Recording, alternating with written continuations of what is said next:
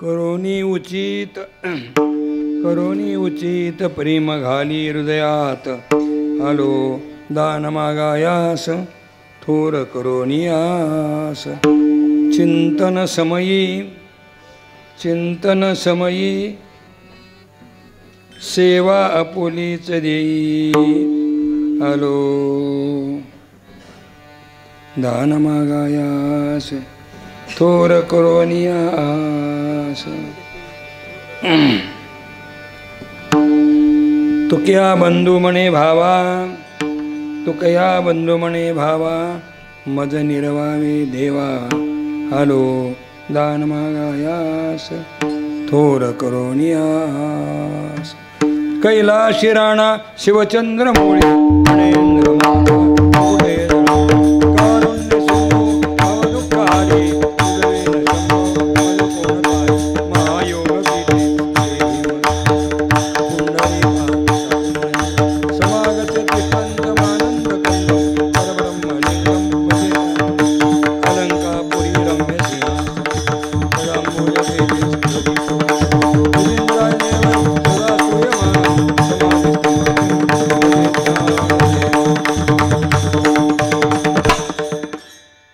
सद्गुरु तुकया ज्ञानदीपा नमो सद्गुरु सच्चिदानंद रूपा नमो सद्गुरु भक्त कल्याण मूर्ती नमो सद्गुरु भास्करा पूर्ण कीर्ती जया पूजिले आदरे पांडुरंगे विमानस्थ केले प्रयाण प्रसंगे तनु मानवी दिव्य रूपीच केली न त्या गीता दिव्य लोकासी नेली जयांची केली स्मरण होय सकळ विद्येचे अधिकर तेची वंदू श्रीचरण श्री गुरूंचे ते नमस्कारोणी आता मस्तक हे पायावरी या वारकरी संतांच्या विठ्ठला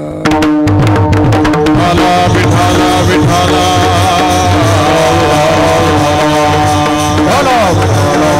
विठ्ठला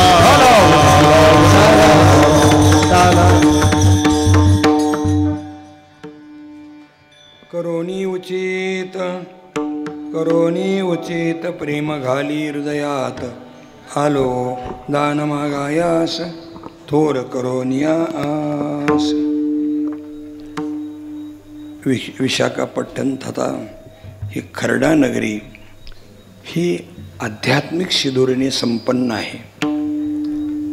मगाशी या गावचे भूमिपुत्र बाळासाहेबजी दिंडोरे डॉक्टर साहेब सांगत होते की ही जी भूमी आहे ही शिवाची भूमी आहे. या परिसरात अनेक शिवलिंग आहेत आणि 22 सत्पुरुषांच्या समाधीचं संजीवन समाधीचं हे पवित्र स्थळ आहे. आणि या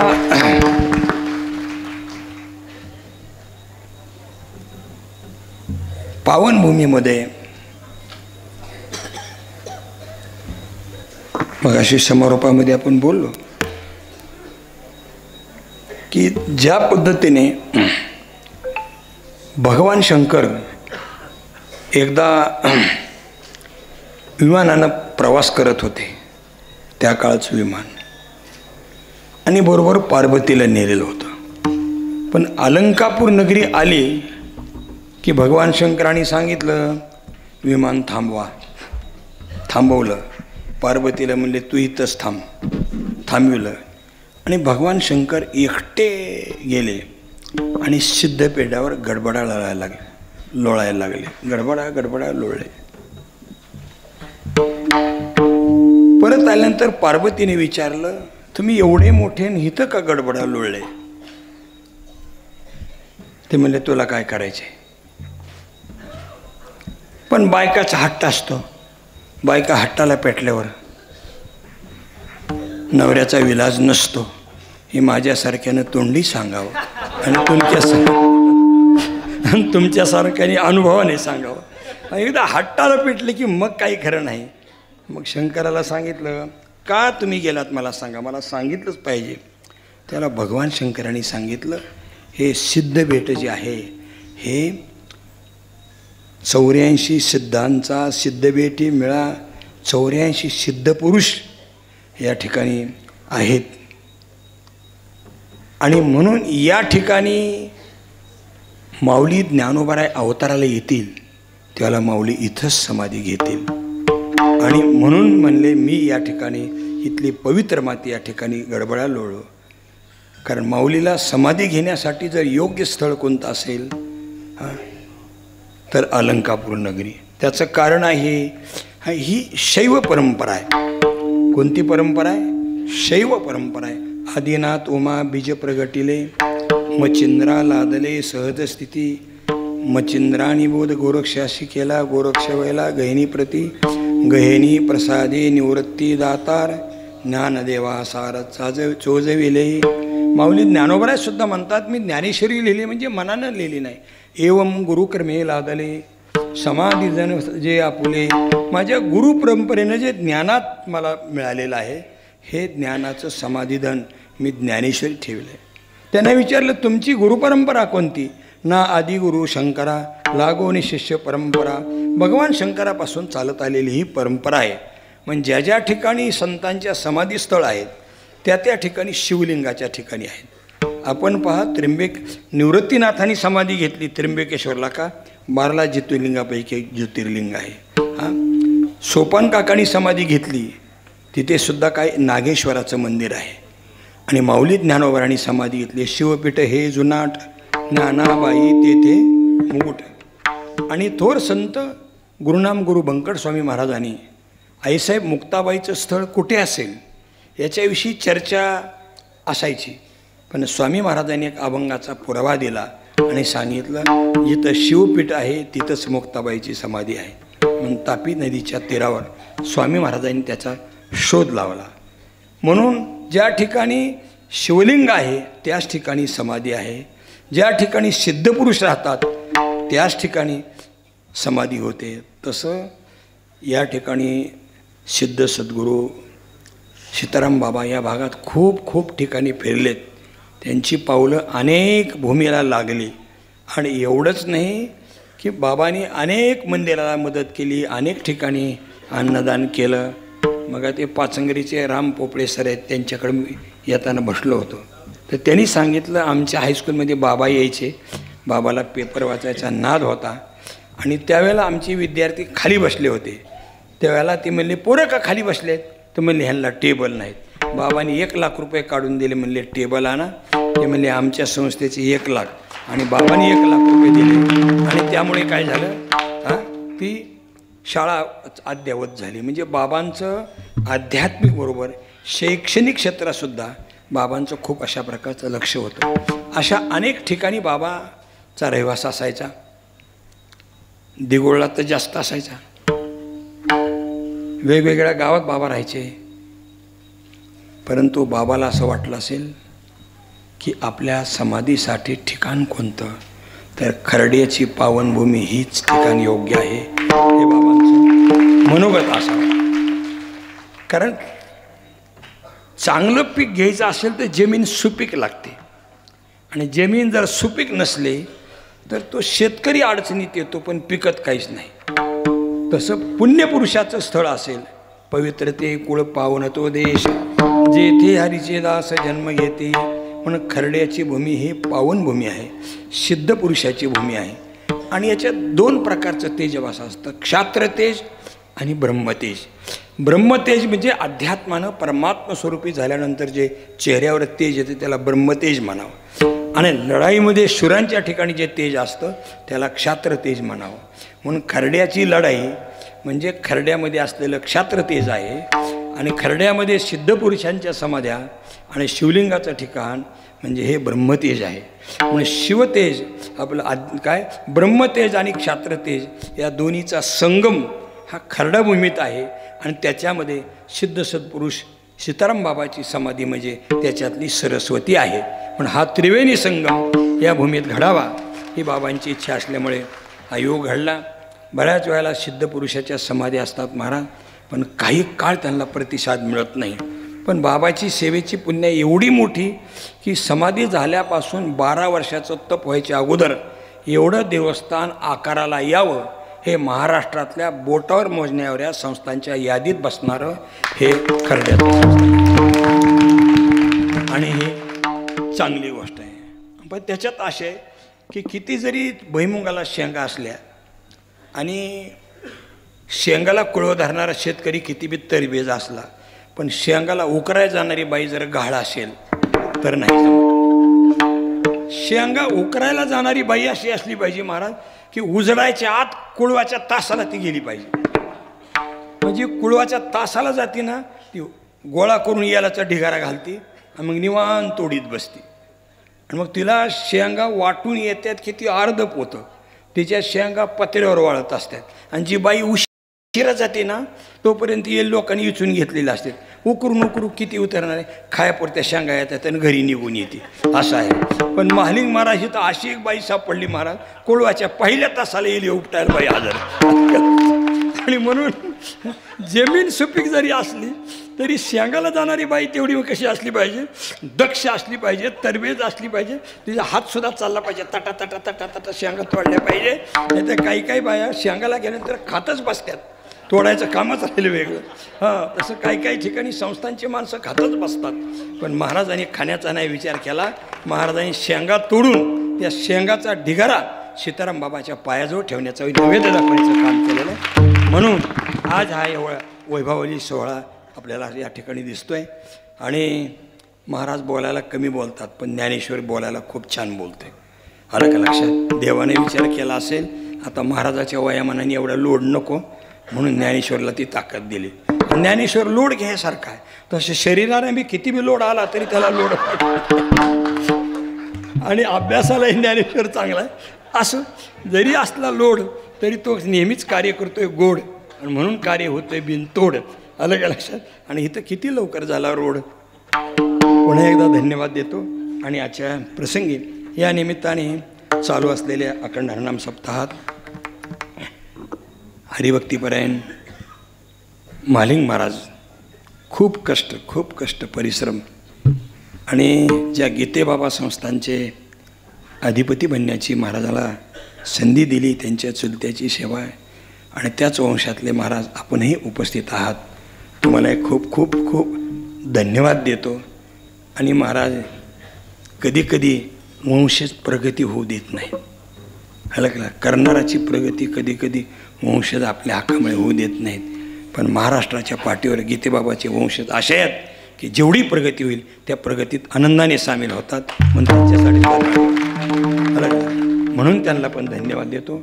या कार्यक्रमाच्या निमित्ताने इथं सगळे जे गायक आहेत ना, सगळे गायक, ह्या गायकांचं गाणं आणि या गायकांचा कंठ गेली 8 दिवस आपल्या सगळ्याच्या अंतःकरणामध्ये कलेचा भक्तीचा आनंद देण्याचं काम या सगळ्यांनी करतात.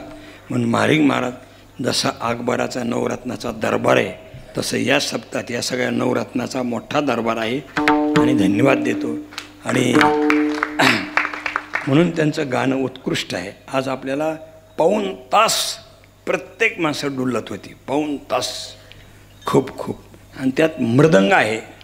मृदंग शब्दाचा अर्थ आहे मृद म्हणजे माती, मातीचा अंग असलेला पूर्वीचा मृदंग होता. कारण पद्मश्री बापू ज्यांनी हा मृदंग 7 समुद्राच्या पलीकडे ध्रुपदमरच्या माध्यमातून नेला, त्यांची मला 15-20 वर्षे संगती घडली. म्हणून मृदंग बापू म्हणायचे खडा आणि पडा. पहिला मृदंग असा तबल्यासारखा खडा होता, पण मर्द आवाज त्याच्यातून निघत नाही, पुन्हा तो पडा झाला. खडा आणि पडा असा आहे. आणि तो मृदंग आहे. तो मृदंगात सुद्धा महाराज आनंद आहे. मृदंगात राम आहे.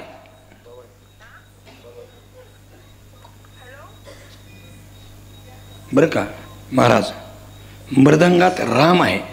पण तो राम दाखवण्यासाठी असा राम असला पाहिजे.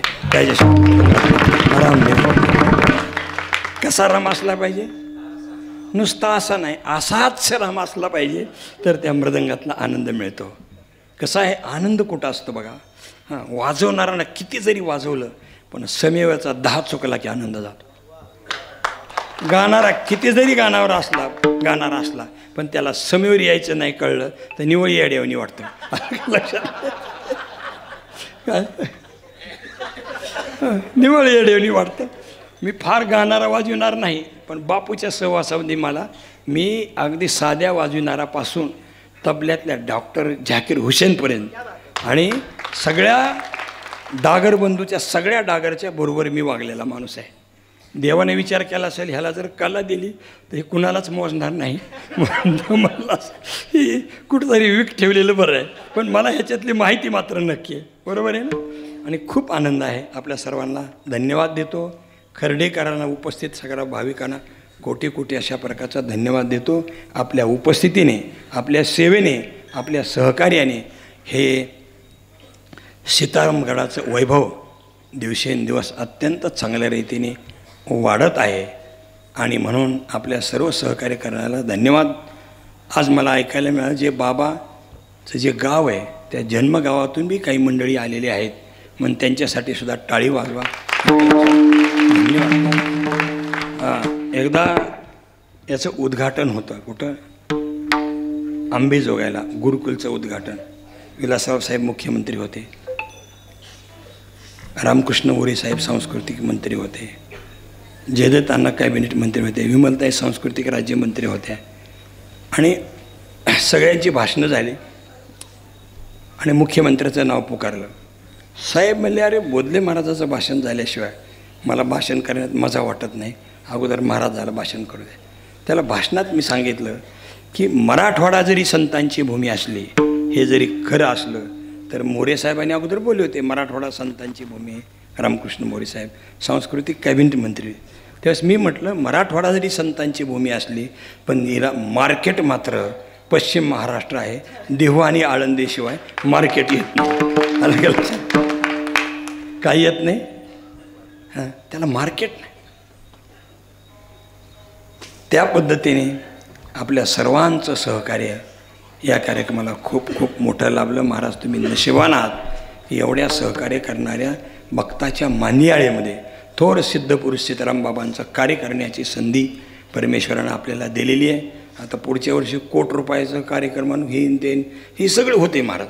फक्त कसं असते हे की माणसाचं कसं आहे, सूत्र जर नाही आलं तर गणित बिघडतं. गणिताचं उत्तरच येत नाही, त्याला सूत्र माहिती पाहिजे.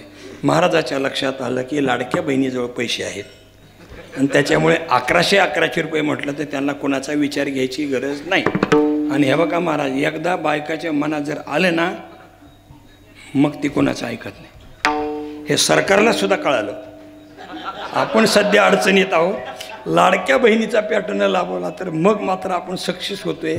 हे बघा, सगळं बहिणीचे बायकाच्याच हातात आहे. लक्षात ठेवा काय करायचं आणि काय नाही. लाडक्या बहिणी, आम्ही आमच्या उस्मानाबादच्या पत्नी आपलं पुतणी आहे, अण्णा महाराजाची बहीण, तिच्या बैठकीत बसलो होतो. तिने हळदी कुंकाला बायका बोलवल्या होत्या. त्याला बायका आतल्या आत म्हणत होत्या पुरुष मंडळी काही बी करू, पण आपल्याला लाडक्या बहिणीला पगार चालू केली, आपण हेच कार्यक्रम करायचा.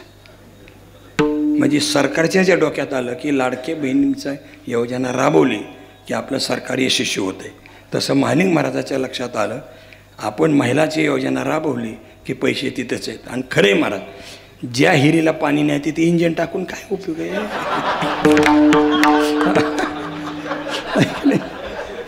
आपल्याकडं पूर्वी सीझनला पाणी देण्यासाठी काय करायची, बुडकी खांदायची. बुडकी म्हणजे नदीत विहीर खांदायची का, नदी वाहती त्याच्यामुळे पाणी कमी पडत नाही. तसं ह्या लाडक्या बहिणीची आता नदी वाहायला लागलेली आहे. त्याच्यामुळं तुम्ही तिथं इंजिन टाकल्यामुळे तुमचा ऊस एकरी 10 टन निघणार, 110 टन निघणार. असं आपल्या सर्वाला धन्यवाद देतो. आमचे गरजे बाबा नाचतात. खरंच महाराज, काय त्यांना देवाने बुद्धी दिली. नामदेव महाराजांची कृपा. इतके वेळ कोणी नाचत नाही. वरातीत लोक नाचायची असली तर असं जमत नाही, त्यांना पातळ पाणी द्यावं लागतं, तेव्हा ते नाचत येत. आलं का लक्षात. त्याच्याशिवाय ते नाचत नाहीत महाराज. पण आज भक्तीचा प्याला पेल्यामुळे, अरे कुठं बी आम्ही दिल्लीला गेलो, दिल्लीला देशात कुठेही जाऊ द्या, तिथं येणार म्हणजे येणार, नाचणार म्हणजे नाचणार. आणि हे नाव गरजे असल्यामुळे हे नाव असंच गरजत राहणार. तुम्हालाही कोटी कोटी अशा प्रकारचा धन्यवाद देतो. आधी काही प्रस्ताव न करता आता सगळ्याला प्रणाम करू, आपल्या चिंतनाकडे वळू. विठ्ठला विठ्ठला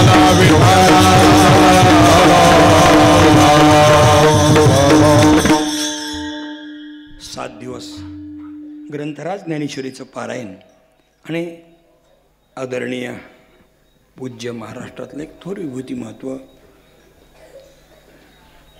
ज्ञानेश्वरीबाई ज्यांचं जीवन आहे असे भागवताचार्य वंदनीय संप्रदायातले खूप सिनियर भीष्माचार्य म्हणून ज्यांच्याकडे पाहिलं जातं त्या थोर संत मुकुंद बाबा यांचे चिरंजीव हरिभक्तीपरायण गोविंद महाराज यांची भागवत कथा ऐकून सगळेजण आपण तृप्त झालेला आहात. 7 दिवसाचा सप्ताह आता उद्या महाराजांच्या काल्याच्या कीर्तनाने याची सांगता होणार आहे. आणि महाराज कसं असतं बरं का, कधीच कुठली चिंता, फक्त आपण करत असलेलं कार्य हे निर्मळ आणि लोककल्याणाचं असलं तर देव सगळं चालवतो.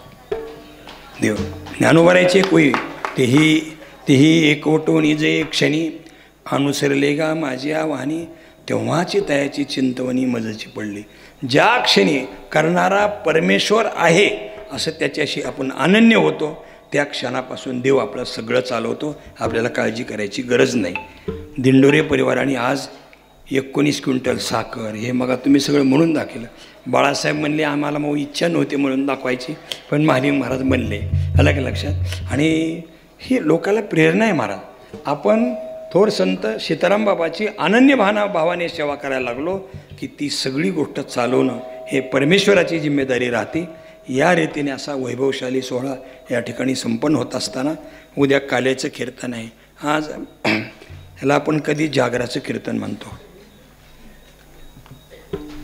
कधी जागराचं कीर्तन म्हणतो, कधी याला आपण मागणीपर अभंग म्हणतो. असं कीर्तन आहे, आजचं मागणीपर कीर्तन आहे. या कीर्तनरूपी सेवेसाठी जगद्गुरु तुकोबारायचे बंधू जे कानोबार आहेत यांचा अभंग सेवेकरता घेतलेला आहे. शक्यतो हा अभंग कानपाठ आहे. काही लोकांना तोंडपाठ नसला तरी तो कानपाठ आहे. आपण काकडा म्हणायला लागल्यानंतर पहिली जी रूपाची मालिका आहे त्यातला अभंग आहे. आणि हा अभंग ज्याच्या कानपाठ जर नसेलच तर त्याच्या कानपटीत द्यायला हरकत नाही. अरे इतकं दुर्लक्ष संप्रदायाकडे कसं जमणार आहे. आणि म्हणून हा अभंग सर्वांच्या बहुतेक कानपाठ आहे. या अभंगाच्या द्वारा आता आपण अभंग डोळ्यासमोर ठेवला की पहिल्यांदा वक्त्याला हे कळलं पाहिजे की ह्या अभंगात मुख्य काय प्रतिपादन करायचं आहे.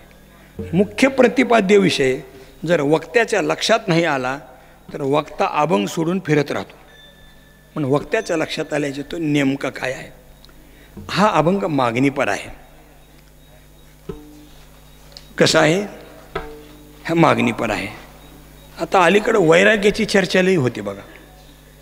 मला ही चालत नाही, मला ती चालत, मी ही घेत नाही, मी ती घेत नाही, मी लई खूप वैराग्याचं कौतुक होतं. त्याचं काय असं कारण आहे की समाजाला कळत नाही, त्यांचं भागून जातो. आम्ही तरी त्यात कशाला अडवू यावं. पण एक वाक्य उच्चारू का, तुम्हाला कसं वाटतंय. आजपासून न मागणारा माणूस या पृथ्वीवर जन्माला आला नाही. आजपर्यंत न मागणारा माणूस या पृथ्वीवर जन्माला आला नाही. आणि आजही न मागणारा माणूस या पृथ्वीवर अस्तित्वात नाही. आणि जरा धाडस करून बोलू का, भविष्यात सुद्धा न मागणारा माणूस या पृथ्वीवर जन्माला येणार नाही. आणि हे वाक्य तुम्हाला पटलेलं नाही. पटले का खरं सांगा. हे वाक्य तुम्हाला अजून एकदा वाक्य विचारतो. आजपर्यंत न मागणारा माणूस जगात जन्माला आला नाही. आज न मागणारा माणूस जगात अस्तित्वात नाही. आणि जरा धाडस करून सांगतो, भविष्य काळात न मागणारा माणूस या पृथ्वीवर जन्माला येणार नाही. आणि हे वाक्य तुम्हाला पटलेलं बरोबर आहे. आता मी म्हणल्यावर कसं पटत आहे ते बघा. पटल पटल पटल कोणती गोष्ट एकदा पटत नसते. पटत पटत पटत पटत पटत असते. अलग लक्ष एकदा नाही पटत कोणालाही. हे बघा, आपल्या जुन्या काळात एक प्रथा असायची की लग्न झाल्यावर पोरं सासरवाडीला लवकर जात नव्हते. आताचं सारखं वेगळे जडजडवणी व्हायला आणि हे सासरवाडीच्या वाटेला. अरे काही काही पोरं मी पाहिली, पोरगी इती जातीला गेली तर हे पाठीमागून जाते आणि त्या गुराक्याजवळ बसायचं आणि गुराक्याला म्हणायचं जाताना तेवढं ते आमक्याचं घर मला दाखव. आणि त्यांनी दरवाजा वाजवायचा, तिथून म्हणायचं इतक्या उशिरा कोण भाड्या आलाय रे. आणि मग दार उघडते ते भाड्या नाही जावाई दिसायचं. काय इतक्या लपुटपणाचा उपयोग आहे. पण जाऊ द्या. पण पूर्वीचे जे जावाई होतं लई इज्जतदार महाराज. 3-3 लेकरं होईपर्यंत सासरवाडीला जात नव्हते. आता जर 3-3 लेकरं होईपर्यंत सासरवाडीला नाही गेला तर चाळणीत पाणी घेऊन जीवच देईल. हां, 3-3 लेकरं होईपर्यंत सासरवाडीला जात नव्हते. तुझं झालंय का नाही? झालंय ना, लग्न झालं ना तुझं? मग बरं आहे. पण कसं सासरवाडीला जायचं हे जुन्या लोकांचं ऐक. तुला कसं जायचं तर तू ठरव, माझं काय अडचण नाही. हां, मला सांगायचं कारण या ठिकाणी असं आहे. आणि मग कसं तरी सासूबाईंनी म्हणावं मुलीला, कावीरा जावायला कटदी लग्नात बघितलं आहे, माझे डोळे आता कमी दिसायला लागले, उगं वागतं, जावायला एकदा डोळे भरून पाहावं, एकदा घेऊन ये की जावायला. हिनं म्हणावं आई असे म्हणते ना, गप तुला काय करायचं गप. तिथून 2 वर्षे पट्ट्या जात नव्हता सासरवाडीला. आणि पुन्हा कसा तरी धोंड्याचा महिना आला. आता आलायच की धोंड्याचा महिना. धोंड्याच्या महिन्यात सासरवाडीला गेला. 4-5 दिवस राहिला. जायचं आहे म्हणलं. मग जुन्या काळात बोळवण करायचे बघा. आता हे बोळवण फिरवण हा शब्द आता कमी झाला. बोळवण करायचे म्हणजे ते पोरीला भारी साडी घ्यायची, तिच्या नवऱ्याला कपडे करायचे, लेकराला कपडे करायचे, त्या जावा भावाला काही पीस असते ती द्यायचे, शिदुरी वाटणारा सुद्धा पीस द्यायचा. पहिले ती शिदुरी वाटणारी बाई असायची ना, ह्या चांगला चोळखण असायचा आणि ते चोळखण मिळतं म्हणून गावभर शिदुरी वाटायची. ती असं सगळं व्यवस्थितशीर करायचं. तिनं तसंच सगळं केलं. आणि त्याच्या नातवाला म्हणजे मुलीच्या मुलाला तिनं ड्रेस दिला. तर ते नातू म्हणला आजोबा मला बिस्किटचा पुडा द्या. त्यांनी बिस्किटचा पुडा दिला. नातू एक म्हणता 2 पुडे दिले. नातू खुश झाला. आणि ज्यावेळेला जावायला कपडे चढवायला लागले, असं तिलक लावला, त्यावेळेला त्यांनी बोट पुढं केलं. आता बोट पुढं केलं म्हणजे नकोरड्या झाल्या म्हणून पुढं केलं का नकं काढायसाठी केलं? बोला बोला बोला. कशासाठी पुढं केलं? अंगठीसाठी. इथंच आपला सिद्धांत आहे बघा. लहान लेकराला कळत नाही म्हणून ते बिस्किट मागतं. जावाई बुद्धिमान आहे म्हणून तो सोनं मागतो. पण लेकरू बी मागतंच आणि जावाई मागतो. त्या पद्धतीने संसारी जीवाची बुद्धी बारीक असल्यामुळे देवापुढे संसारातलं मागतं. पण साधक आणि सिद्ध पुरुष हेही देवापुढे मागतात. साधकसुद्धा देवापुढे मागतात, आहे की नाही? कोणापुढे मागतात? देवापुढे मागतात. विठाला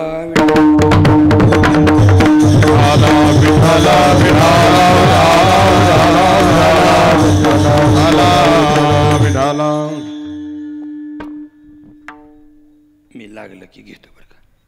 म्हणजे उकळी फुटायच्या दूध टाकल्यावर एवढं मिसळत नाही. उकळी फुटल्यावर जरा मिसळत आहे. विठाला विठाला विठाला विठाला विठाला. साधक पण देवाला मागतो. कै मी उद्धार पावे ना, कै मी उद्धार पावे ना, कृपा करील नारायण, कृपा करील नारायण. ऐसे तुम सांगा संत जना, करा समाधान चित्त माझे. ऐसे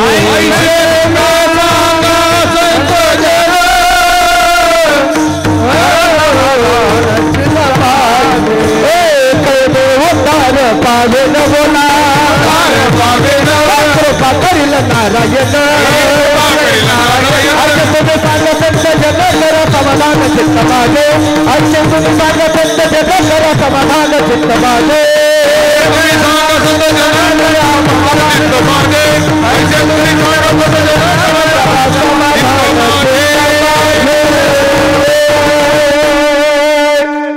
मी उद्धार पावीन, कै कृपा करील नारायण. ऐसे तुम्ही सांगा संतजन, करा समाधान चित्त माझे. हे बघा, साधक दोघाकडे मागतो. साधक संसारी लोकाला कधीच मागत नाही. साधक एक तर संतांच्याकडे मागतो, नाहीतर देवाकडे मागतो. मागणे ते एक तुझं प्रती आहे, देशील तरी पाहे हे पांडुरंगा, देशील तरी पायी पांडुरंगा, देशील तरी पायी पांडुरंगा, देशील तरी पायी. मागणे ते तुझं प्रती आहे, देशील तरी पाहे पांडुरंगा, देशील तरी पाहे पांडुरंगा. मागणे दे तुझं प्रती आहे, देशील तरी पाहे पांडुरंगा, देशील तरी पाहे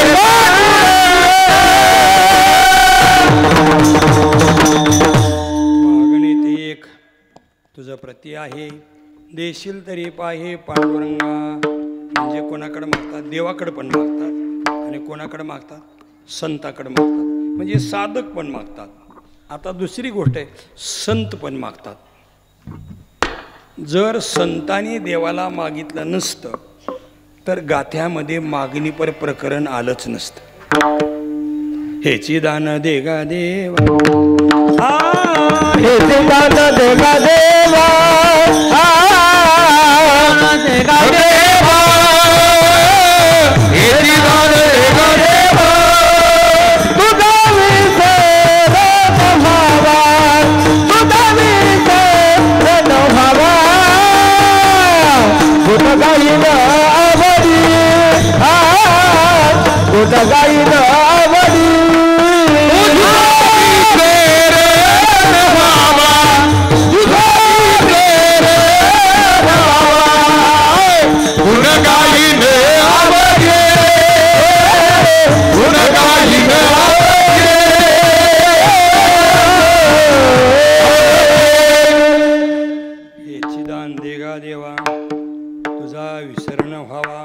गुणगायी नावडी हेची माझी सर्व जोडी. शेकडो अभंग आहेत की भक्त देवाला मागतात. आता त्याच्या पुढे जाऊन जर बोलायचं झालं, संसारी लोक मागतात, साधक मागतात, हां संत मागतात. आता त्याच्या पुढे जाऊन बोलायचं, देव पण मागतो. मागे भाजीपान द्रौपदीशी, मी सुदाम्याची सोडी गाठी पव्या लागी. देव पण मागतो. म्हणून तुम्हाला वागते कसं वाटतंय बघा, संसारी लोकसुद्धा मागतात, साधकसुद्धा मागतात, संतसुद्धा मागतात, आणि देवसुद्धा मागतो. म्हणून ह्या जगात न मागणारा माणूस अजून जन्माला आलेला नाही, आज नाही, आणि भविष्यात जन्माला येणार नाही. आता पटत आहे का?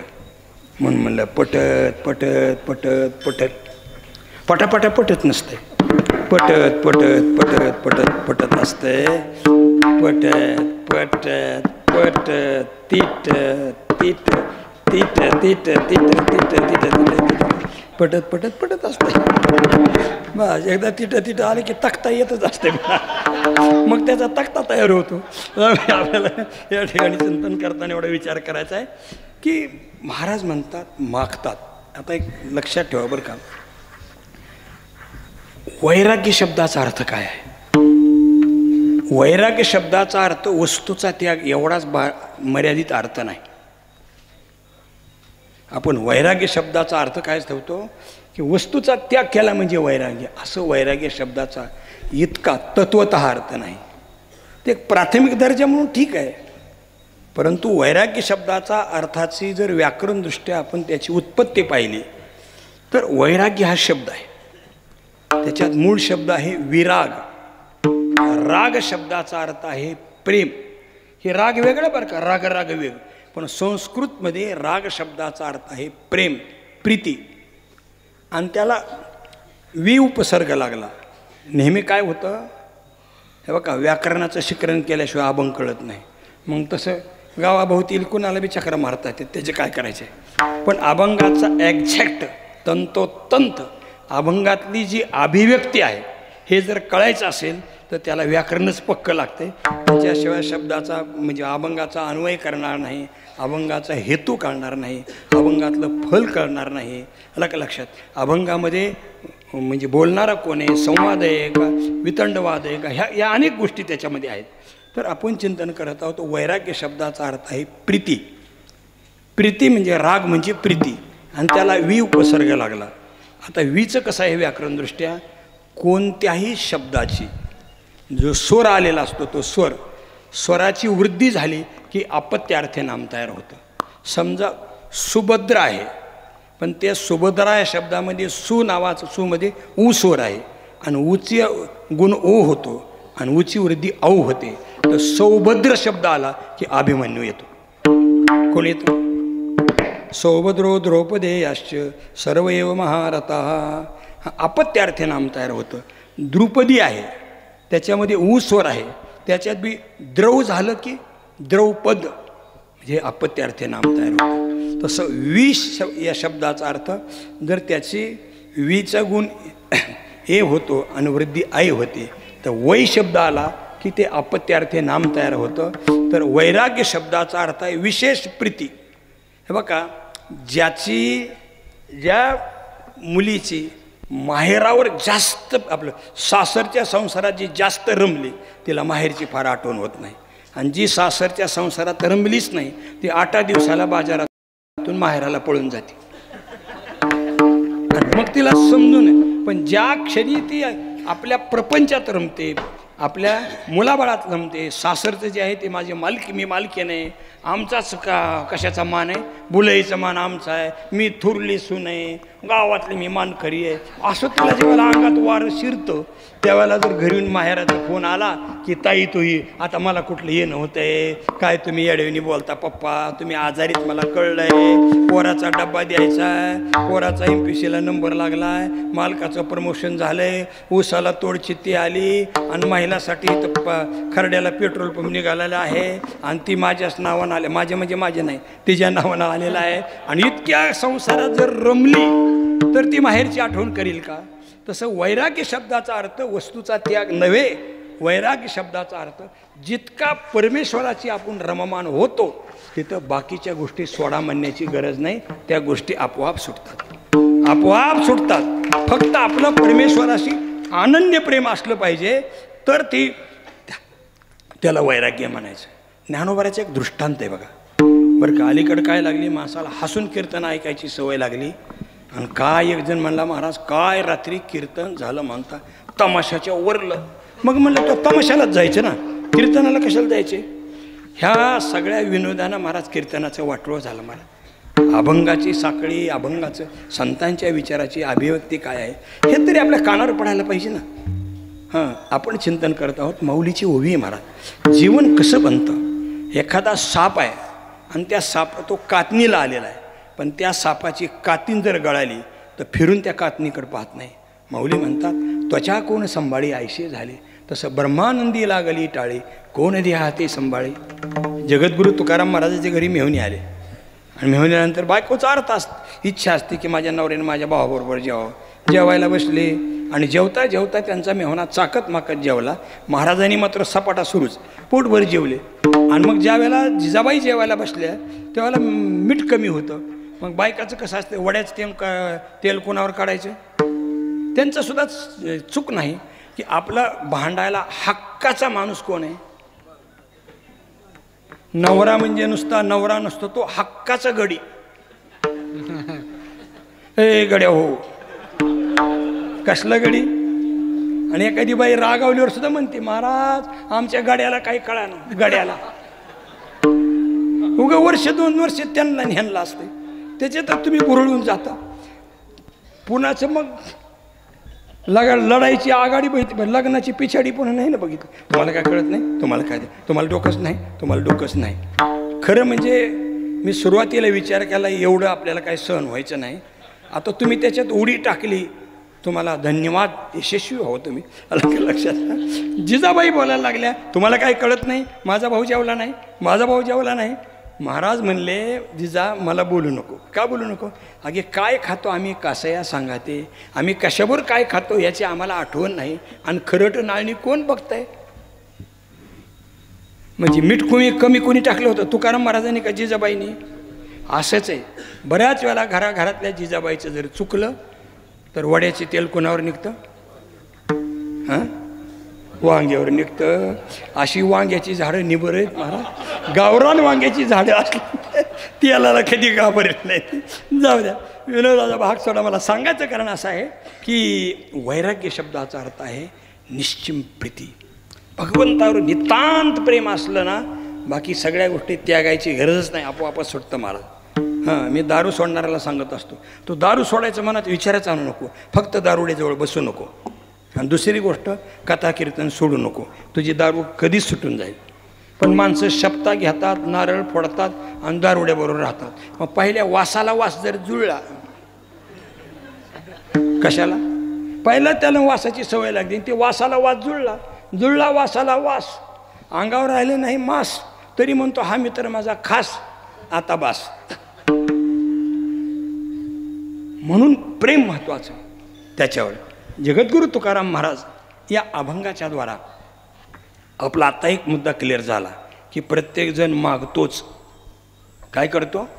फक्त संसारी जीवाचं मागणं नश्वर असतं आणि साधू संतांचं मागणं शाश्वत असतं, आत्मकल्याणाचं असतं, जगकल्याणाचं असतं. माऊली ज्ञानोबांनी सुद्धा मागितलंच ना, जगकल्याणासाठी मागितलं. आता विश्वात्मके देवे येणे वागे तोषावे, तोषो निमज द्यावे पसाय दान. सगळ्या मागण्या आणि त्या पूर्ण झाल्या. एथ म्हणे श्री विश्वेश्वरा हो, हा होईल दान बसावो, येणे वरे ज्ञानदेव सुखिया झाला. अशा रीतीने माऊलींनी पण मागितलं. इथे जगद्गुरु तुकोबरायाचे बंधू कान्होबराय हे मागतात. आता आपण थोडा विचार करायचा आहे, कोण मागतात? कान्होबराय. इथं तुकया बंधू हा शब्द का लिहिला? हे बघा, आपण कधी आपलं कर्तृत्व थोरांच्या नावाने नोंदत जावं, म्हणजे अहंकाराचा अंकुर फुटत नाही. कधी बी झालं, आईवडिलांची कृपा, गुरुची कृपा, देवाची कृपा, संतांची कृपा असं लिहित जावं, म्हणजे आपला अहंकार वाढत नाही. बघा, आपले थोर संत माऊली ज्ञानोबराय, त्यांचा प्रत्येक अभंगाचा विचार करा. बाप रखुमादेवीवरून एक, नाहीतर काय त्यांच्या ओव्यासुद्धा म्हणे निवृत्तीदासो अवधारी जोजी. मी निवृत्तीनाथांचा दास आहे, मी निवृत्तीनाथांचा सेवक आहे. म्हणून आपलं मोठेपण गुरूंच्या नावानं ठेवत जावं, आपलं मोठेपण आईवडिलांच्या नावानं नोंदवत जावं, आपलं मोठेपण देवाच्या नावानं म्हणून नोंदवत जावं. बघा, नाथ महाराजांनी एवढं वाङ्मय लिहिलेलं आहे, पण एका जनार्दना शरण आहे की नाही. नाथ महाराज आपले सद्गुरू जनार्दन स्वामीच्या नावानं नोंदवतात. तसं जगद्गुरु तुकोबरायाचे बंधू कान्होबराय आपल्या जीवनातलं चांगुलपण हे सांगताना, ओळख सांगताना तुकया बंधू अशी ओळख सांगतात. आणि कसं असतं, मोठ्याच्या नावानं सांगितलं ना, आपली बी किंमत वाढते. बघा, मार्केट वाढतं. हां, एखाद्या बाईला ओळखलं नाही का नाही, मावशी कोण तुम्हाला माहीत नाही, ती वरल्या वाड्यातल्या थोरल्या मार्काच्या थोरल्या पोराची मी मंडळ माय माय माय माय माय बसा बसा बसा बसा बसा. ते जर खरे, कुणाचं ते नाव घेतल्याशिवाय आपल्याला काही येत नाही. हां, मोठे पण येत नाही. मग कान्होबराय म्हणतात, ते नाव कसं असतं, त्याला लेबल असतं, ते नाम लोकात रुजलेलं असतं. तसं तुकया बंधू हा शब्द वापरतात, कान्होबराय. आता कान्होबराय अभंगात कोणाला मागतात बरं? मी नेहमी सांगत असतो, कोणत्याही धड्याच्या खाल्ल्या प्रश्नाची उत्तरं धड्यातच असतात, ती काय कवितेत शोधायची नसतात. तसं अभंगातल्या प्रश्नाची उत्तरं अभंगातच असतात. मग कान्होबराय या ठिकाणी तुकया बंधू कान्होबराय मागतात. हे कुणाला मागत असते? बघा कुणाला सापडते का? मद निर्वाणे देवा, मद निर्वाणे देवा,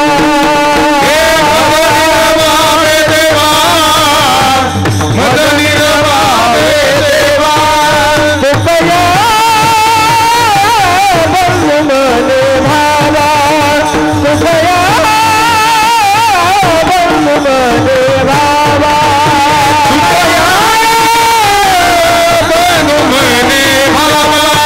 तुकया बंधू मने भावा,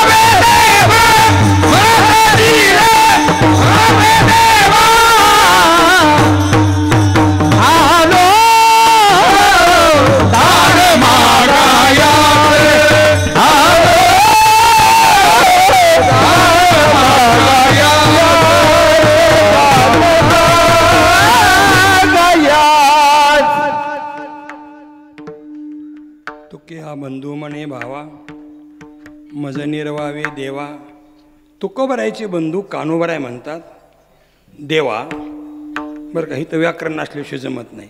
हे देवा, देवा हे संबोधन आहे. हे देवा मज भावा निर्वावे, देवा मला संभाळी घाल. त्याच्यात भावा शब्द अर्थ हा बंधू शब्दाने घ्यायचा का भाव शब्दाचा अर्थ प्रेमभाव या शब्दाने घ्यायचा, याचा वेळ उरला तर आपण विचार करू. पण महाराज म्हणतात हे देवा तू क्या बंधू म्हणे, हे देवा मज निर्वावे, मला सांभाळा, असं महाराज तू क्या बंधू म्हणतात. पण हे सांगत असताना महाराज कशासाठी आलेत? हां, महाराज मागण्यासाठी आलेत. आता बघा, देवाला कसं पकडावं हे तुकाराम महाराजाला माहिती. ज्याला त्याला आपली आपली खोड माहिती असते. देवाची खोड भक्ताला माहिती. आलं का लक्षात? गुरुची खोड शिष्याला माहिती आहे. नवऱ्याची खोड जरा मोठ्याने म्हणा की हां कशी काय खोड आहे माहिती असते. नाहीतर तुमच्या खोडी ह्यांना जर माहीत नसत्या, इतके तुम्ही चांगले नाहीत की त्यांनी तुमच्यावर आयुष्यावर नांदावं. नाही नाही नाही, फक्त त्यांना तुमची खोड माहिती असते कशी खोड आहे. आम्ही एका सप्त्यात हरिपाठ झाला, एक बाई म्हणल्या चला तुम्हाला 10 जणांना पिठलं भाकरी खाऊ घालते. म्हणलं चला. गेलो. म्हणलं 8 दिवस गोड खाल्लं, पिठलं भाकरी खायला गेलो. 4-5 जण. त्यांचा नवरा बाहेरून आला आणि बाहेरून आल्यावर ती बायकोला म्हणला तन करीत गेला, हे गचपान कशा आपल्याला घरी आणलंय? गचपान कळलं का? ज्याचं फक्त पेटवणीशिवाय उपयोग होत नाही त्याला गचपान म्हणायचं. हां, 3 पिढ्या कधी आपल्या घरात वारकरी आला, कायला वारकरी आणला घरी? आम्ही ऐकतोय. अरे म्हणलं तिकडे जिलबीचं जेवण होतं आणि तिथं पिठल्याला खेटर बसायला लागली. तेवढे ती तन करीत मध्ये गेलं. बाबा काय बायकोला बोललं असेल ती बोललं. आमच्याबरोबर आलं, जेवण केलं आणि प्रत्येक टाळकऱ्याला 1-1 उपरणं 100 दक्षिणा दिली. त्यानं दिली का नाही दिली, पण कीर्तनात असं सांगावं लागतं म्हणजे एखाद्याच्या घरी वारकरी गेली तर त्याला द्यायची बुद्धी होईल. आलं गेलं आणि 100 रुपये दिले आणि गेलं. ती मला धमच निघा ना. मी त्या बाईपाशी गेलो. म्हणलं आई, म्हणलं हे मालक तुमचे मगा एवढे तन करीत होते ना, आता शांत कसे राहिले? महाराज म्हणले तुम्हाला माहीत नाही, आमच्या गाड्याला शिकरण लय आवडतं आणि एकदा शिकरण त्याला करून दिलं, घर धुन्या बघत नाही. म्हणजे ज्याच्या त्याच्या नवऱ्याची खोड कोणाला माहिती असते. आता ह्या बघा आम्हाला माहीत नाही म्हणून तुम्हाला विचारावं, आणि तुम्ही इतकं आमच्याशी वैरदावा धरू नका. सांगा ना कशी नवऱ्याची खोड कोणाला माहिती असते? बायकोला. गुरुची खोड कोणाला माहिती असते? हां, एक गुरु महाराज शिष्याच्या घरी गेले आणि शिष्याची 1 लाखाची घोडी बघितली. ते गुरु महाराजाच्या डोक्यात आलं की घोडी आणायची. मग ते गुरुनी पूजा केली, सुरू केलं घोडी घोडी घोडी घोडी.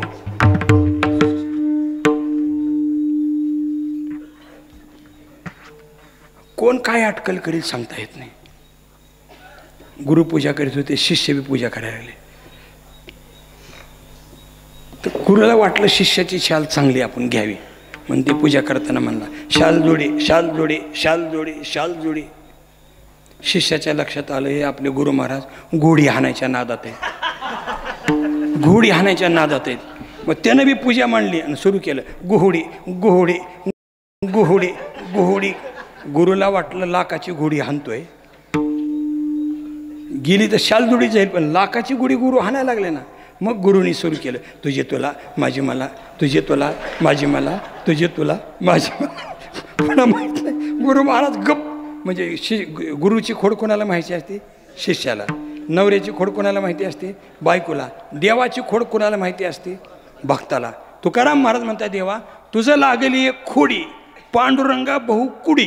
देवा तुला अशी एक वाईट खोड लागली, भक्त रंगात आला की त्याला व्यावहारिक गोष्टीत गुंतवायचं आणि भक्तीपासून बाजूला लावायचं. ही देवाला तुला खोड लागलेली आहे का नाही?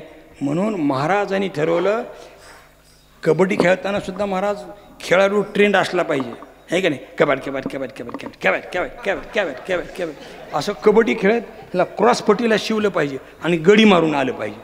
हां, काही खेळणारे असे खेळतात कबड्डी कबड्डी करीत लांब जायचं आणि 10-5 जण त्याच्या अंगावर पडलं, मेलं रे मेलं म्हणून सगळं. आणि काही खेळणारे काय करतात ते साखळीच्या बाहेर जातात पलीकडं, आऊट आऊट आऊट आऊट. आणि काही अर्ध्यातच असतात ती म्हणतात गाबडलं रे गाबडलं. नाही नाही, खेळाडू पक्का पाहिजे महाराज. हा, कबड्डी कबड्डी करते, क्रॉसला बी शिवलं पाहिजे आणि येताना 4-5 गडी मारून आलं पाहिजे. ह्याला हुशारी म्हणतात. जगद्गुरु तुकाराम महाराज इतके हुशार, देवाकडे गेले आणि गेल्यानंतर महाराजाला मागायचं होतं. पण अगोदर देवाला मी मागायला आलोय ही रीत कळवायची होती महाराजाला. महाराजांनी सांगितलं, देवा तुझ्याकडे मी आलोय, पण मी कशासाठी आलोय? आलो दान मागायाचे,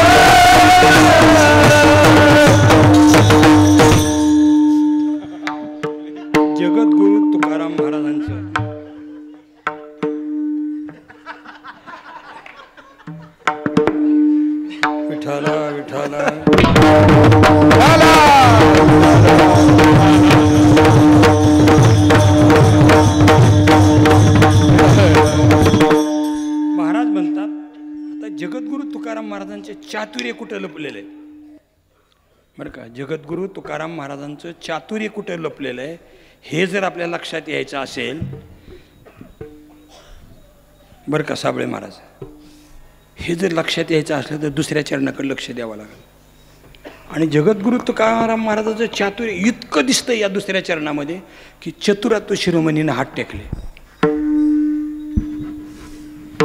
महाराज देवाकडे जाताना काय म्हणतात, मी दान मागायला आलोय. तर दान शब्दाचा अर्थ लक्षात घ्या. दान कशाला म्हणायचं?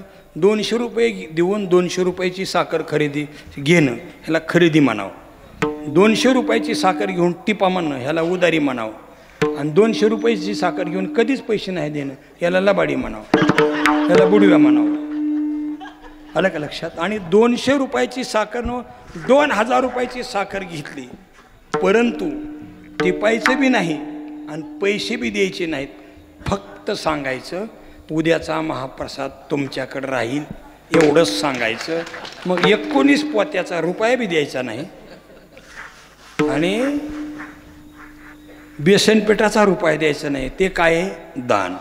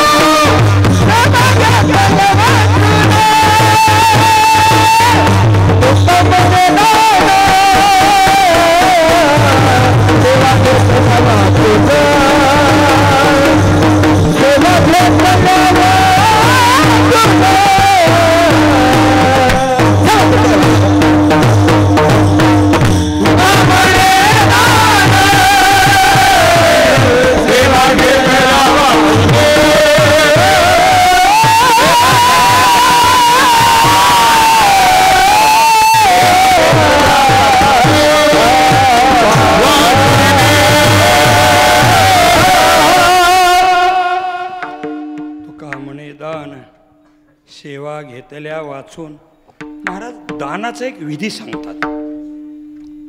दान म्हणजे काय?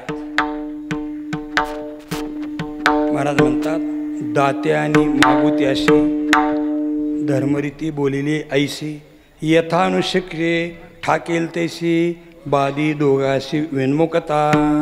महाराज म्हणतात मागणारा आपल्या दारात आला आणि आपण जर नाही दिलं त्याचे परिणाम काय होतात? न देणाराचं पुण्य संपतं आणि ज्याला मिळालं नाही त्याचा अपमान होतो. पण यथानुशक्ती ठाकेल तैसी, जशी असेल तशी तुम्ही चिमटभर द्या. आमच्या माय मावल्याच्या तोंडातून उद्गार असतो बघा, तुम्हाला काही नाही घेता कसं पाठवायचं बरं? चिमटभर साखर तरी घ्या. का? माणूस आपल्या घरातून विनमुख जर गेला तर आपलं पुण्य संपतं. ही देवाला तुकाराम महाराज हळूहळू मनात भरवायला लागले. हे देवा मी तुझ्याकडे दान मागायला, म्हणजे तू मला काही मागायचं नाही. पहिला मुद्दा एक. दुसरा मुद्दा, जर देवा मी जर तसा परत गेलो तर तुझं पुण्य संपल आणि माझा अपमान होईल, म्हणून तू विचार कर. आता तिसरा मुद्दा, सरे ऐसे दान त्याचे कोण उपकार. ज्यानं दिलेलं संपतं त्याचं काय उपकार आहे? आता तंबाखू सकाळी उठल्या दिली, त्याला पेपरला बातमी देता येईल का? सोपानराव सकाळी मला भेटले आणि मी त्यांना 1 इड्याची तंबाखू दिली, त्याच्यामुळे ते माझे कोट जन्माचे ऋणी आहे. असं काही होतं का कधी? दिलेली गोष्ट ती असं करायचं, सांडासून व्यवस्था तर थोकून संपलं. ही संपणारी गोष्ट काय दान असते का? तेही दान ठरू शकत नाही. महाराज आणखी त्याच्या पुढे जाऊन दानाबद्दल बोलतात. काय? अनेक नाशिवंते काय नसरे हाय ज्याचेनी. ज्या गोष्टी मिळाल्या पण जीवनातले हाय संपत नाही. आपल्या खेड्यातले शब्द बोलू का? त्याची होक संपत नाही. किती बी बघा, 10 लाख मिळते म्हणते, अजून 15 लाख मिळाले, 15 लाख म्हणजे 20 लाख. एवढंच नाही, देशाचा पंतप्रधान 15 वर्षे राहिला तरी त्याला वाटते अजून एकदा संधी मिळावीच. हाय संपत्ती कोणाची? कधी कोणाचं समाधान आहे? हे बघा, कुठल्या बी घरी जा, बायकाला 100 आणि 150 लुगडे आहेत. कोणत्या बी घरी जा, किती का? पण असं तिला कधीच वाटत नाही की आता मला बाद झाले लुगडे. व एखाद्याला हळदी कुंकाल एवढ्या मोठे घरी गेले, एवढे चिरकुट छंद मला दिले नाही. संपत्ती का हाय कधी? माणसाची हाय संपत्ती का कधी? परत जाताना केवड्याची जरी पुडी दिली तरी ते उघडून बघायला त्याला वाटतं 11,000 दिले, अजून 100 दिले असते तर आकडा शुभ झाला असता. म्हणजे माणसाची हाय संपत नाही. मी तर सांगतो बरं का, कीर्तनकाराने कधीच पुढे उघडून बघून नाही. महाराज माझ्या आयुष्यात मी कधीच पुढे उघडून बघितली नाही, कधीच नाही. आणि आपल्या नशिबात की जेवढं धन आहे तेवढंच मिळणार आहे. उगा हाय काय करायला लागलं? अलग लक्षात. आणि देव महाराज कुठून कसं देतो, काय देतो? मी कर्नाटकमध्ये गेलो होतो. महाराजाकडं पारायणाला महाराज असतात. काय नाव त्यांचं? कल्याण महाराज. बिचारा महाराज साधू आहे राव महाराज, कधीच काही नाही विचारा. पण मी कर्नाटकमध्ये गेलो, प्रभाकर महाराज बोधले महाराजांनी बोललेलं होतं आणि मी कीर्तन करून परत निघालो. ते म्हणले मला पण यायचे महाराज. म्हणलं महाराज तुम्ही 7 दिवस हालत नाही परत काय निघालं? ते म्हणले माझी काही जमीन समृद्धी मार्गात गेली. आता समृद्धी मार्गात गेल्यावर कसं होईल तुमची तुम्ही विचारा. अरे पैशाच्या मागं लागू नका महाराज. हे बघा, देव तुम्हाला धन कसं देतो? एक तर संतती चांगली देतो, नाही तर तुमचा एखादा व्यवहार इतका अनुकूल होतो आयुष्यातली भरभरून काढतो. वक करणाराचं कधी समाधान नाही महाराज, कधी नाही. आयाची तृप्तीनं राहा आणि संप्रदायाचं मूल्य घालू नका बाबा. नका. तुम्ही एवढी वरबडी केली, लोकांना नाविलाज आहे महाराज. कार्यक्रम मोठे करायचे असतात, विलाज नाही महाराज बरं का. परंतु नका, बोळ्या भाविकाची पिळवणूक करू नका आणि बोळ्या भाविकाला नका. अरे एक दिवस असा उवेल महाराज की लोक म्हणतील 50 लोक जमले तरी आम्हाला चालतील, पण आम्हाला पांडुरंगाचं गुणानुगाद ऐकणारी पाहिजेत महाराज. जाऊ द्या. माझी विनंती आपल्याला अशी आहे की हाय संपत्ती का कोणाची तरी? एवढं झालं की तेवढं पाहिजे, तेवढं झालं की तेवढं पाहिजे, तेवढं झालं. प्रत्येकाची हाय संपत नाही. म्हणून काय अनेक नाशिवंते काय नसरे हाय त्याचेनी दाता तोच एक दान नारायणा स्मरवी. असं भगवंताला सांगितलं, असं मला दान द्या की यम लब्ध्वा परम लाभम म्हणणे नाधिकम तथा. याच्यापेक्षा आता दुसरं काही श्रेष्ठ नाही, असं मला दान पाहिजे. म्हणून महाराज म्हणतात आलो कशासाठी? दान मागण्यासाठी. आणि त्याचा शेवटचा टप्पा आहे. महाराजांनी मग चरण म्हणलं तुका म्हणे दान सेवा घेतलेल्या वाचून. लोकाला दान द्यायची पण त्याला काही पिळवणूक करू नका. खळ्यावर काही लोक म्हणतात आम्हाला काहीतरी द्या, ते म्हणते ये खळ्यावर 3 दिवस उदळायला टुपले द्यायला व्हायचे आणि मग पसाभर ज्वारी द्यायची. त्याच्यापेक्षा ती म्हणला मी रोजाने गेलो असतो त्याच्यापेक्षा जास्त आला असतो. तसं पिळवणूक करून दान देण्यात अर्थ नाही महाराज. तुका म्हणे दान सेवा घेतल्या वाचून. इतकं देवाला कैची घेतलं आणि सांगितलं देवा आलो दान मागायस पण दिलं तर दिलं नाही तर नाही असं नाही. थोर करून या. खूप मोठी अपेक्षा करून आले. उद्या मुलीचं लग्न आहे आणि आज संध्याकाळी बस्ता बांधायला पैसे नाहीत, आज दागिने घ्यायला पैसे नाहीत. आलं का लक्षात? त्यावेळेला बाई काय करते भावाकडे जाते. सांगितलं भाऊ बंधुराया मी कधीच तुला मागितलं नाही रे, खूप अडचणीत आहे, उद्या माझ्या लेकराचं लग्न आहे रे, माझ्यापाशी 1 रुपया नाही.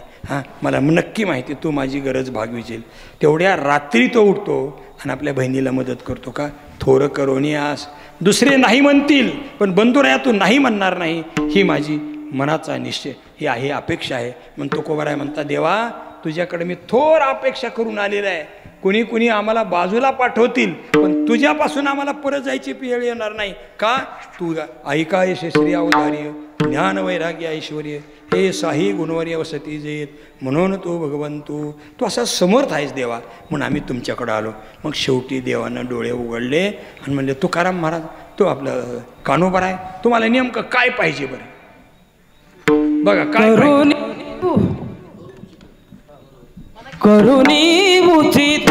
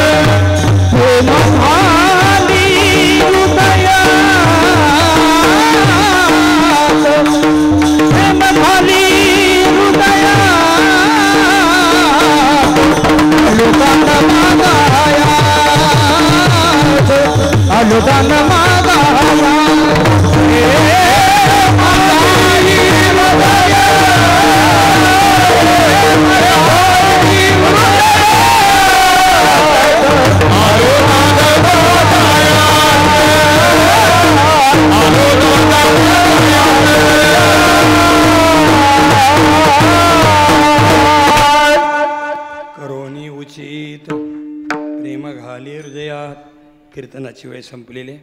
फक्त 10 मिनटं या पहिल्या चरणावरच्या चिंतनासाठी घेऊ आणि सेवेला पूर्ण विराम देऊ. तुम्हाला दिलासा वाटावून मी खुलासा केला की 10 मिनटात कीर्तन संपत आहे. अलग लक्षात. महाराज म्हणतात देवा मला काय पाहिजे, प्रेम घाली हृदयात, मला प्रेम दे देवा. आणि जगाच्या यशस्वीतेसाठी काय महत्त्वाचं आहे? फक्त प्रेम महत्त्वाचं आहे. बघा काय महत्त्वाचं आहे. पती पत्नीत प्रेम असेल तुम्ही झोपडीत राहा, ते तुमचं मंदिर आहे लक्षात ठेवा.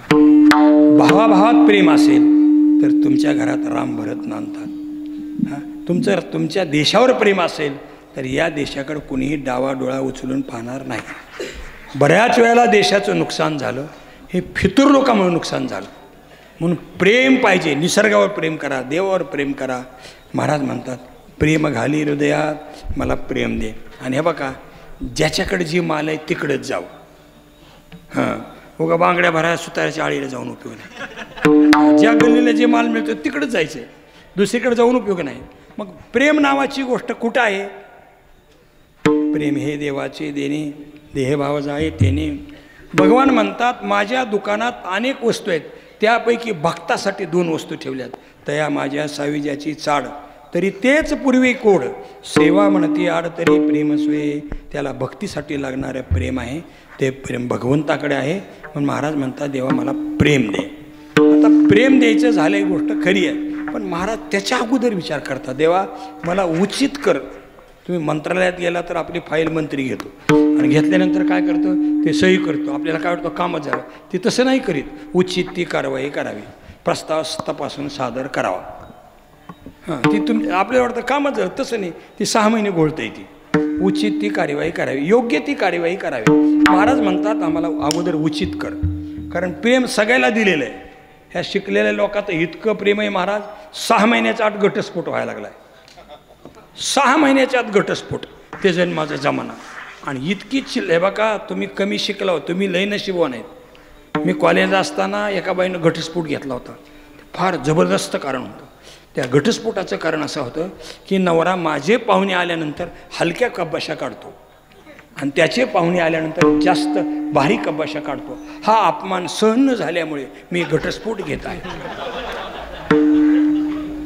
एका बाईनं घटस्फोट घेतला होता. कशामुळे घटस्फोट घेतला?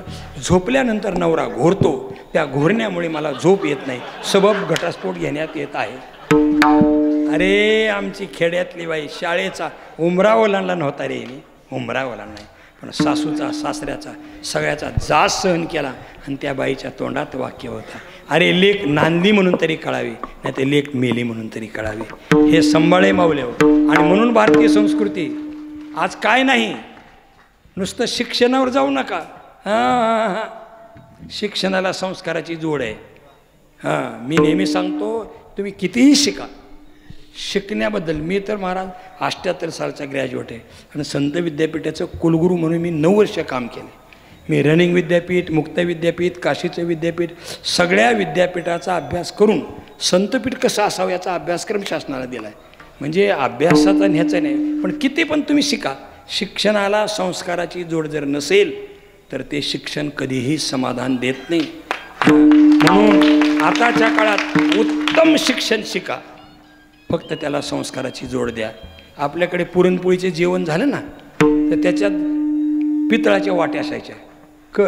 गुळवणी आणि आमटीला पितळाची जमायची, पण कढी कळकायची महाराज. पण आमच्या मायमावल्या काय करायच्या, त्याला आतून कलही करायच्या, त्याच्यामुळे कढी कळकत नव्हती.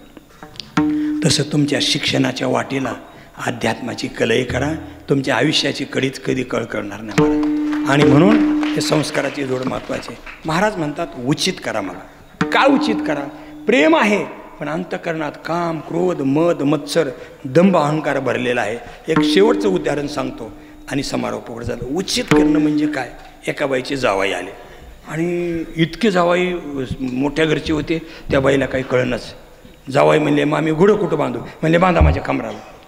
म्हणजे ती इतकी भारावून गेली. मग जावाई म्हणले, मामी काय नाही, मला चहा घेऊन जायचे.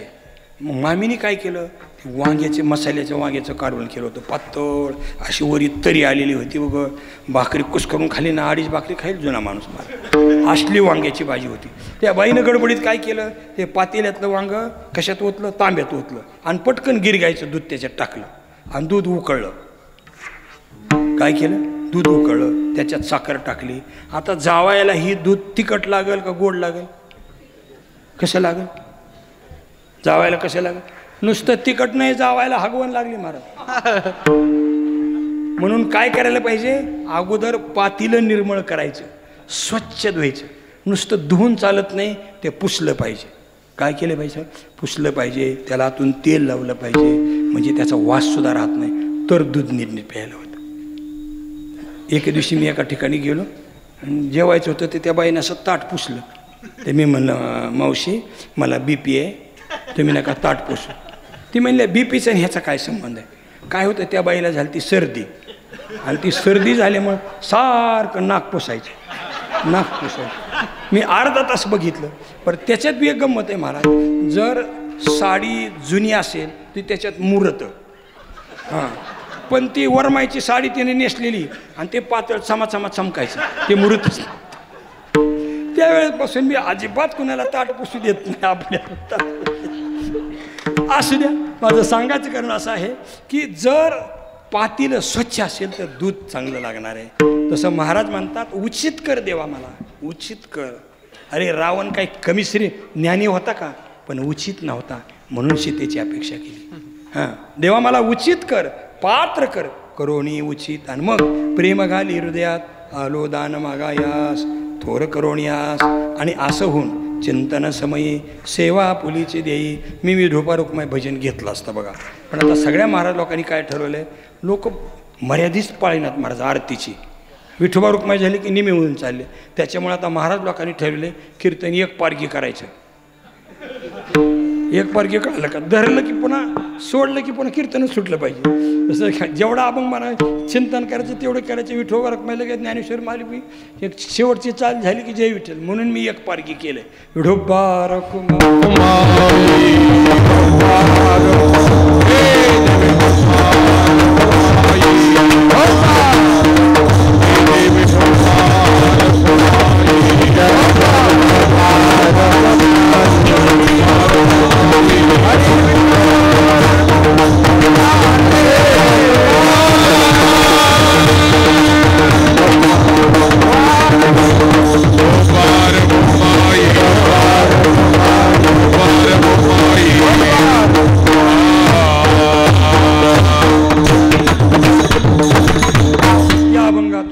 देवाला प्रेम मागतात, भक्तीचे प्रेम मागतात. आपणही देवाला म्हणावं करोनी उचित प्रेम घाली हृदयात आलो दान मागायास थोर करोनियास ज्ञानेश्वर